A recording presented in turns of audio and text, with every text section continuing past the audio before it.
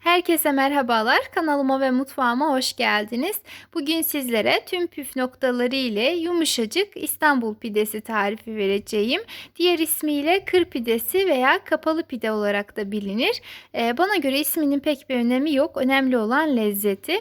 Lezzet garantili muhteşem bir tarif gerçekten. Umarım denersiniz deyip hemen tarifime geçiyorum. Öncelikle hamurumuzu yoğurmakla işe başlayalım. Uygun bir yoğurma kabının içerisine 6 su bardağı un ilave edip üzerine yarım yemek kaşığı kadar toz şeker, 1 yemek kaşığı silme yemek kaşığı kadar tuz. İsterseniz şeker miktarını bir tık daha arttırabilirsiniz dengelemesi açısından. Ben çok fazla tatlı tat gelmesini istemediğim için az ilave ettim. Hepsini ilave ettikten sonra unu güzelce karıştırıp orta kısmına bir çukur açalım. 1 adet yumurta kırıp yumurtanın beyazını hamurumuzun içerisine ilave edelim. Sarısını ise daha sonra pidelerimizin üzerine sürmek için bir kenarda bekletelim. Eğer isterseniz yumurta ilave etmeyi de bilirsiniz. Ben sarısını kullanacağım için beyazını da hamurun içerisine ilave etmeyi tercih ettim. Yarım çay bardağı sıvı yağ veya zeytinyağı ilave edelim ki hamurumuz yumuşacık olsun. 1 paket yani 10 gram instant maya veya yarım paket yaş maya ilave edip karıştırmaya başlayalım. Bir taraftan karıştırırken diğer taraftan 1 su bardağı ılık sütü azar azar ilave edelim. Bu arada kullanmış olduğum su bardağı ölçüsü herkesin evinde bulunan klasik 200 mililitrelik su bardağıdır. Çay bardağımın ölçüsü ise 125 mililitredir. Sütün tamamını ilave edip karıştırdım. Şimdi 1 su bardağı kadar da ılık suyu azar azar ilave ediyorum ve karıştırmaya devam ediyorum. Karıştırılmayacak kıvama geldiğinde kaşığı çıkartıp elimle yoğuruyorum.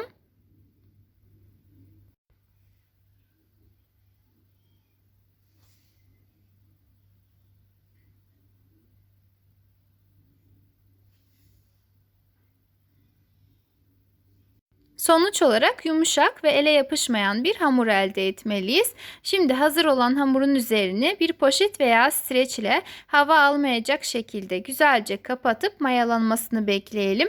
Ortalama mayalanma süresi 45-60 dakikadır. Bu süreyi kısaltmak için üzerini bir bezle örtmeyi tercih edebilirsiniz. Hamurumuz mayalanırken biz geçelim iç harcımızı hazırlamaya. Bunun için uygun bir tavayı ocağa alıp içerisine 500 gram orta yağlı kıyma ilave edip kıymayı kavuralım. Bu arada iç harcımızın fazla yağlı olmasını istemediğim için öncelikle yağ kullanmadan kıymayı kavurup yağını tamamen salmasını bekledim.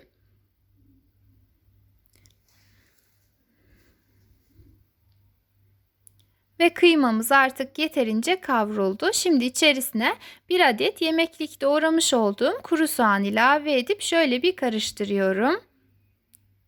Hemen peşinden 1 adet doğranmış kapya biber ve 1 adet de yeşil biber ilave edip birkaç dakika kadar bu şekilde pişirdim.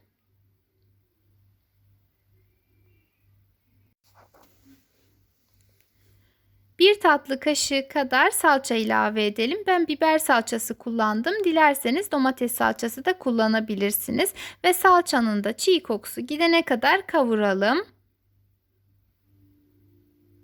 Yeterince kavurdum. Şimdi içerisine baharat ilave edelim. Ben sadece tuz, pul biber ve karabiber kullandım. Dilerseniz damak zevkinize göre farklı baharatları da ilave edebilirsiniz. Hemen peşinden de 1 adet doğranmış domatesi ilave edip güzelce karıştırıyorum.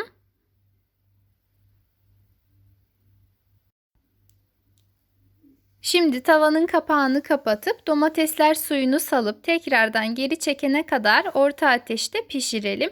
Pişirme aşamasında kontrol etmeyi unutmayın. Video çok uzun olmasın diye o kısımlarını göstermedim. Artık iç harcımız hazır oldu. Şimdi ocağı kapatalım ve soğuması için bir kenara alalım. Ortalama 45 dakika kadar beklettikten sonra hamurumuzun mayası artık gelmiş. Daha sonra beze halinde de dinlendireceğimiz için çok fazla kabarmasını beklemedim. Şöyle üzerini açtım ve hamurun ilk kabarıklığını yani havasını elimle alıyorum. Havasını aldıktan sonra hamurdan dilediğimiz boyutlarda parçalar kopartarak bezeler haline getirelim.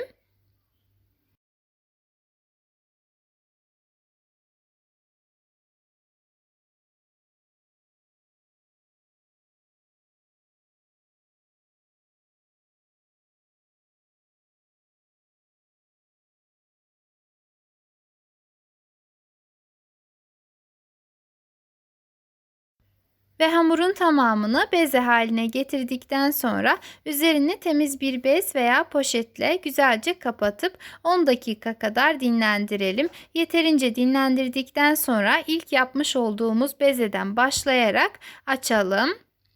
Açarken hamurun yapışmaması için bolca un kullanabilirsiniz. Ben sadece merdane ile açtım. Hamuru uzun yapacağımız için aslında merdane daha pratik ama eğer eliniz yatkın değilse oklavayla da açabilirsiniz. Ve hamuru mantı hamuru kalınlığına getirdikten sonra üzerine önceden hazırladığımız iç harcından gezdirelim. İç harcını çok fazla doldurmamanızı tavsiye ederim. Yerken rahatsızlık vermesin. Yani içerisinden çok fazla dökülmesin.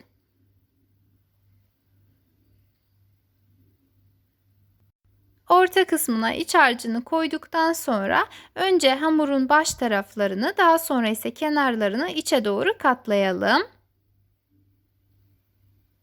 Katladıktan sonra orta kısmından elimizle hafifçe bastıralım ki pişerken açılmasın.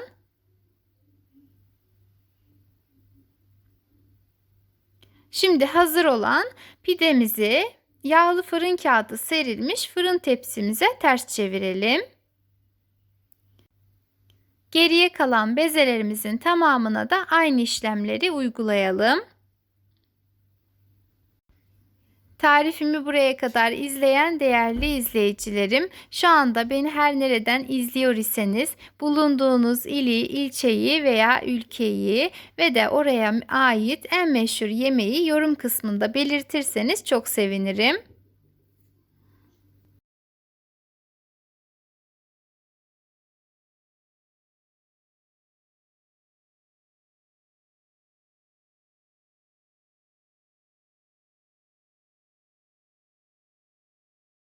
Tepsimizi dolduracak kadar pide hazırladıktan sonra 5 dakika kadar tepsi mayasının gelmesini bekleyelim. Bizse geçelim üzerinin sosunu hazırlamaya. Bunun için önceden ayırmış olduğumuz yumurta sarısının üzerine bir dolu yemek kaşığı yoğurt ilave edip pürüzsüz bir kıvam alana kadar çırpalım.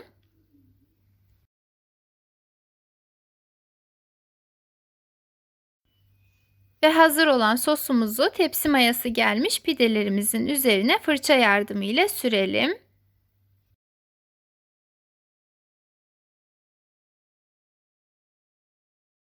Ve pidelerimiz fırına gitmeye hazırdır. Önceden ısıtılmış 180 derece fırında altı ve üzeri kızarıncaya kadar pişirelim.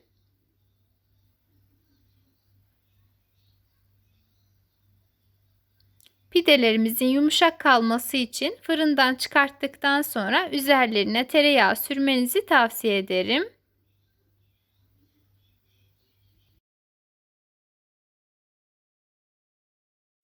Ve kır pidelerimiz artık servise hazırdır. Umarım tarifimi denersiniz. Eğer beğendiyseniz bana destek olmak adına videomu beğenebilir, emoji dahi olsa yorum yazabilir. Hatta aşağıdaki paylaş butonuna tıklayarak ister sosyal medya hesaplarınızda isterseniz de WhatsApp hesabınızda tarifimi sevdikleriniz ve ailenizle paylaşabilirsiniz. Bir sonraki videolu tariflerimden haberdar olmak için kanalıma ücretsiz bir şekilde abone olarak bildirim zilini tüm olacak şekilde etkinleştirmeyi unutmayın. Kendinize çok iyi bakın. Allah'a emanet olun.